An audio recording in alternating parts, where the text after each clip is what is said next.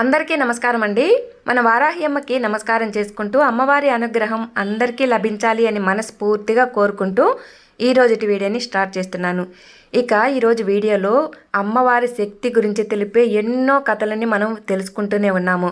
అయితే ఒక్కొక్క చరిత్రకి ఒక్కొక్క విశిష్టత అనేది ఉంటుంది. ఆ విశిష్టత ఎవరైతే విని తెలుసుకుంటారో వాళ్ళకి అమ్మవారి అనుగ్రహం అనేది పరిపూర్ణంగా లభిస్తుంది.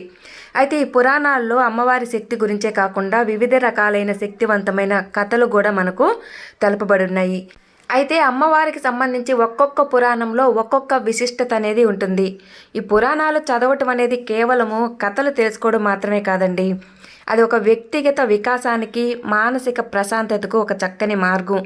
హిందూ ధర్మశాస్త్రాల ప్రకారము పురాణం అనేది మనకు ఒక మంచి ప్రయోజనాలు తెలుసుకునే విధంగా ఉంటుంది. సాధారణంగా వేదాలు ఉపనిషత్తులు అనేటివి అర్థం చేసుకోవటానికి కొంచెం కష్టంగా ఉండవచ్చు, కానీ పురాణాల్లో అతి కష్టమైన సత్యాలను కూడా కథల రూపంలో సరళంగా వివరించబడ్డాయి. కాబట్టి వీటిని చదవటం వల్ల మనకు ఏది మంచి ఏది చెడు అనేది విచక్షణ జ్ఞానం కూడా లభిస్తుంది. అలాగే పురాణాలు దైవ లీలలను గొప్ప వ్యక్తుల చరిత్రలను చదవటం వల్ల మనస్సులో ఉన్న ఆందోళనలు తగ్గిపోయి మనసుకు ఒక ప్రశాంతత అనేది చేకూరుతుంది. ఇది ఒక రకమైన ధ్యానంలా కూడా పనిచేస్తుంది, ఏకాగ్రతను పెంచుతుందన్నమాట.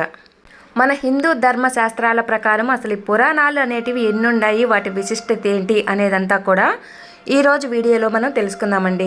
మరి ఈ వీడియోలోకి వెళ్ళే ముందు మీరు కనుక మన ఛానల్ని ఫస్ట్ టైం చూస్తున్నట్లయితే ప్లీజ్ సబ్స్క్రైబ్ చేసుకొని వీడియో ఫుల్గా చూడండి.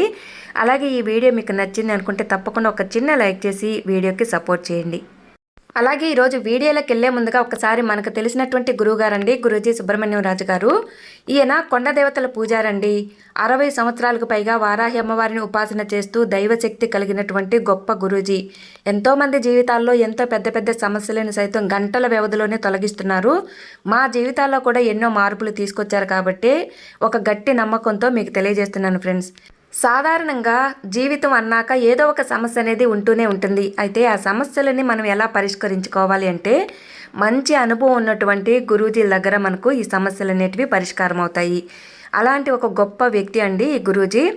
గురూజీకి ఒక్కసారి మీరు ఫోన్ చేసి ఫోన్లోని మీకున్న సమస్యలన్నీ కూడా చెప్పారు అంటే మీకున్న సమస్యలన్నిటికీ కూడా 24 గంటల్లోనే ఒక మంచి పరిష్కారం దొరుకుతుందండి. గురూజీని సంప్రదించాల్సిన ఫోన్ నెంబరు 9665755717. ప్రేమ, పెళ్లి, విద్య, ఉద్యోగం, రాజకీయ సమస్యలు, జీవితాలపై ఎలాంటి చెడు ప్రయోగాలున్నా, గ్రహదోషాలున్నా, మీ విదేశీ ప్రయాణం ఆలస్యం అవుతున్న, చేతిలో డబ్బు నిలవకపోతున్న సమస్య ఏదైనా సరే 24 గంటల్లోనే ఒక మంచి పరిష్కారం అనేది చూపిస్తారు. భార్యాభర్తల మధ్య ఎటువంటి సమస్యనైనా సరే శాశ్వతంగా పరిష్కరిస్తారు. అంతేకాదండి, నెంబర్ 1 వశీకరణ స్పెషలిస్ట్ కూడా. నమ్మకంతో గురువు గారికి కాల్ చేయండి.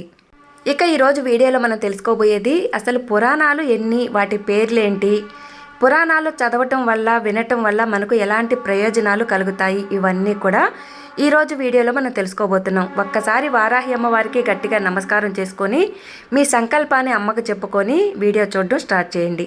హిందూ ధర్మశాస్త్రాల ప్రకారము పురాణాలు 18. వీటిని అష్టాదశ పురాణాలు అని పిలుస్తారు. వేదవ్యాస మహర్షి వీటిని రచించారు అని పురాణాల్లో చెప్పబడి ఉన్నది. ఫస్ట్ మనకు బ్రహ్మ పురాణము, రెండవది పద్మ పురాణము, మూడవది విష్ణు పురాణము, నాలుగవది శివ పురాణము, ఐదవది శ్రీమద్ భాగవత పురాణము, ఆరవది నారద పురాణము, ఏడవది మార్కండేయ పురాణము, ఎనిమిదవది అగ్ని పురాణము, తొమ్మిదవది భవిష్య పురాణము, 10వది బ్రహ్మ వైర్తవ పురాణము, 11వది లింగ పురాణము, 12వ పురాణము వారాహ పురాణం, 13 స్కంద పురాణము, ఇది అన్నిటికన్నా కూడా చాలా పెద్ద పురాణము. ఇక 14 వామన పురాణము, 15 కూర్మ పురాణము, 16 మత్స్య పురాణము, 17 గరుడ పురాణము, 18 బ్రహ్మాండ పురాణము. పురాణాలు మొత్తం కూడా 18. ఈ పురాణాల్లో కూడా అమ్మవారికి సంబంధించి ఒక్కొక్క విశిష్టత అనేది ఉంటుంది. అంతేకాకుండా దైవ లీలలకు సంబంధించి ఒక్కొక్క పురాణంలో కొన్ని వేలకు సంబంధించిన కథలు రూపంలో మనకు అందజేయబడుతున్నాయి.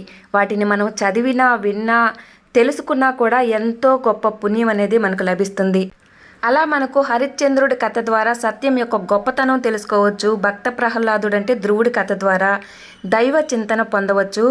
ఇంకా మనం చేసే పనులు అనేటివి మనకు తగిన ఫలితం కూడా లభిస్తుంది. అవగాహన అనేది ఏర్పడుతుంది. మనం తప్పుడు పనులు చేయకుండా మనల్ని మనం నియంత్రించుకోగల శక్తి కూడా మనలో కలుగుతుంది.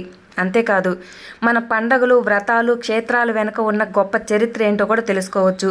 అంతేకాకుండా సాంప్రదాయం ఒక నమ్మకం ప్రకారం పురాణాలు పఠనం చేయటం వల్ల కానీ, శ్రవణం వల్ల కానీ, అంటే చదవటం వల్ల, వినటం వల్ల పాపాలన్నీ కూడా తొలగిపోయి అష్ట ఐశ్వర్యాలు, సుఖ సంతోషాలు కలుగుతాయి. ముఖ్యంగా భాగవతం, రామాయణం, భారతం వంటివి చదివినా విన్నా మోక్ష మార్గం అనేది సుగమయం అవుతుందని చెప్తూ ఉంటారు.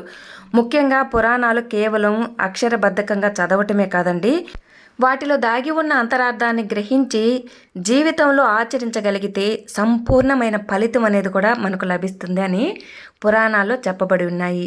అంతటి గొప్ప శక్తివంతమైనవి మన హిందూ ధర్మశాస్త్రంలో ఉన్న పురాణాలు. ఇంత గొప్ప పురాణాలు మనం చదవలేకపోవచ్చు, ఒకవేళ తెలుసుకోలేకపోవచ్చు, వినలేకపోవచ్చు. కానీ వాటి గురించి కనీసం కొంత భాగమైన తెలుసుకోగలిగితే మనము తెలుసో తెలియకో చేసిన కొన్ని దోషాలు, పాపాలు కూడా తొలగిపోయి మనకు ఒక మంచి పుణ్య ఫలం అనేది లభిస్తుంది. ఈరోజు వీడియోలో మనము పురాణాలు ఎన్ని, వాటి పేర్లు ఏంటి, వాటి విశిష్టత ఏంటి అనేది కొంత భాగం మాత్రమే తెలుసుకున్నాం ఫ్రెండ్స్. అయితే మనకు తెలియని విషయాలు చాలానే ఉంటాయి. అయితే దేవి భాగవతంలోని అమ్మవారి శక్తిని తెలిపే ఎన్నో రకాల గొప్ప శక్తివంతమైన కథలు ఉన్నాయి. వాటి గురించి మనం ఒక్కొక్క వీడియోలో ఒక్కొక్క చరిత్ర అనేది తెలుసుకుంటూ ఉంటాం. మన వీడియోస్ని ఫాలో అవుతూ ఉండండి. నచ్చితే లైక్ చేయండి, సపోర్ట్ చేయండి. ఇంకా ఈ వీడియోని మీ మిత్రులందరికీ కూడా షేర్ చేయండి. ఓం శ్రీ మాత్రే నమః. సర్వే జన సుఖినో భవంతు. జై వారాహి.